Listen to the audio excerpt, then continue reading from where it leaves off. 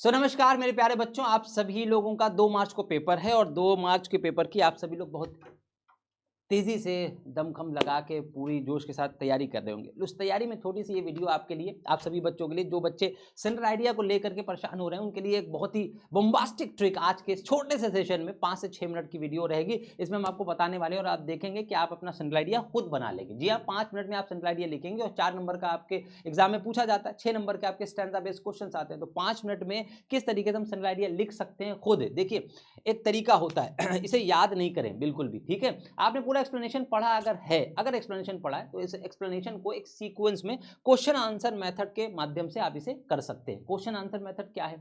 Central idea का एक question answer method होता है और वो क्या है, चलिए एग्जांपल ले लेते हैं। आप सभी लोग जानते हैं कि पहली पोम आपकी है माय मदर एट 66, ठीक है।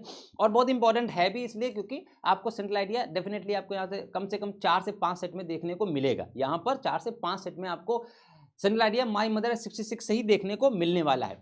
अब इस पूरे सेंट्रल आइडिया को लिखने के लिए आपको अगर कंटेंट पता है, कुछ भी पता है ना कि माय मदर 66 में क्या है, तो चलिए उसे फ्रेम करना कैसे सीखते हैं। फ्रेम कैसे करें? सबसे पहले तो आप कोई भी सेंट्रल आइडिया जब लिखें तो आप उसके पोएट का नाम और उस पोएम का पूरा नाम ये जरूर लिख दीजिए। अभी हम आपको दिखाएंगे भी हमने कैसे लिखा हुआ आगे।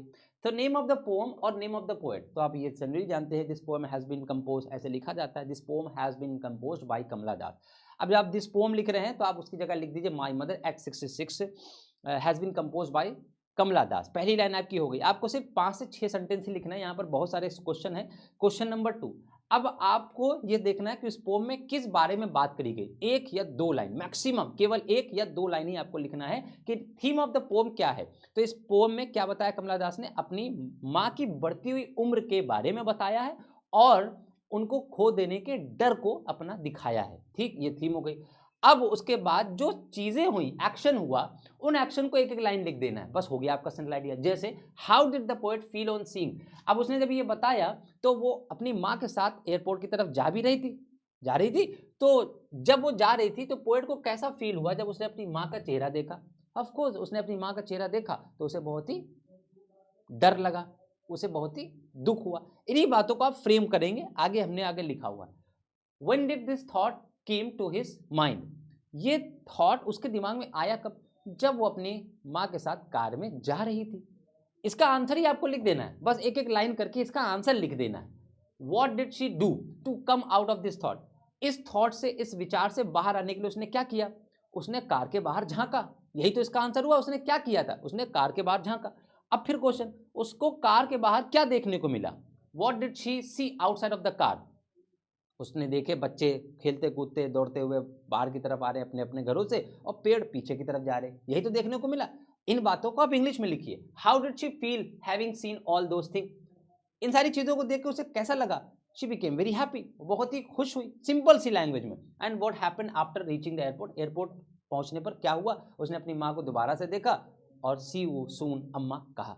हो गया सेंट्रल आइडिया। अब देखिए इन्हीं सारे सवालों को हमने फ्रेम कर दिया इस पूरे इसमें सेंट्रल आइडिया में। जरा देखते हैं। My mother at 66 by Kamala Das. तो हमने पहली line, my mother at 66 has been compose by Kamala Das, पहली लाइन। और कमला दास कौन है? एडिशनल वर्ड हमने लिख दिया, एन इंडियन राइटर, एक इंडियन राइटर है। द पोएट ने क्या किया? एक्सप्रेस किया है, बताया है, अपनी सैड फीलिंग्स बताइए, मतलब अपनी दुख वाली भावनाएं बताइए, और fear of losing her mother, अपनी माँ को खो देने के डर को बताया। यही थीम थी। शी वॉज वेरी अपसेट, वह बहुत दुखी थी, और डिस्ट्रेस, बहुत ही कष्टदायी थी। किसकी वजह से? ड्यू टू एजिंग मदर, अपनी माँ की बढ़ती हुई उम्र को देखकर बहुत ही अपसेट थी। एक लाइन आपने और लिख दी। और ये क्यों थी? When she saw her mother's face, जब उसने अपनी माँ का चेहरा देखा, भाई उसके माँ का चेहरा देखने पर वह बहुत ही अपसेट थी, यही तो पूछा गया था। Who was sitting, वो कहाँ बैठी हुई थी? Beside her, उसके बगल में। It was ashen like seemed dead, वो एकदम मरी हुई लग रही थी, या फिर उसका जो चेहरा था, माँ का चेहरा, एकदम राख के समान। And this thought came into her mind, कब आया ये थॉट? देखो आंसर, ये थॉट उसके दिमाग में आया while going towards the Cochin airport, जब वो कोचिंग एयरपोर्ट की तरफ जा रही थी। किस में जा रही थी? कार में। कंटेंट आपको पता होना चाहिए, then you can frame your central idea yourself.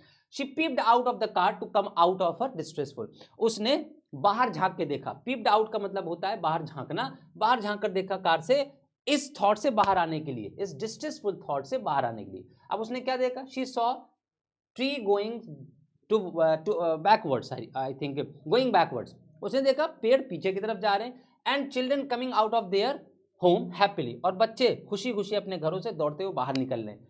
Seeing all this, उसे कैसा लगा? She felt relieve. Having reach the airport, airport पहुंचने पर क्या हुआ? She just saw her mother of, अपनी माँ को सी ऑफ किया बाय सेइंग, क्या कहते हुए? सी यू सून अम्मा। कितना आसान था सेंटेंस आइडिया बनाना। उसी तरह आप हर एक पोएम के क्वेश्चंस बनाने सीखिए। पहले क्वेश्चंस मतलब कौन सी बात कही गई है, और वो सीक्वेंस में होना चाहिए। ये ना हो कि आपका सेंटेंस आइडिया इस लाइन से स्टार्ट हो गया और इस लाइन पे एंड हो रहा है। पहले आपको यही लिखना है, उसके बाद उसने क्या बताया है इस पोएम में, उसके बाद जो भी बताया है उन सारे एक्शंस को एक एक लाइन करके आप ऑटोमेटिकली 10 लाइन लिख सकते हैं। लेकिन आप में से ज़्यादातर बच्चे इसे याद करने की कोशिश करते, याद नहीं, समझने की कोशिश करें। उम्मीद करते हैं ये छोटी सी वीडियो आपके सेंट्रल आइडिया की प्रॉब्लम को सॉल्व करेगी। आज के इस वीडियो में इतना ही। Thank you so much, keep it up and all the very best. Thank you.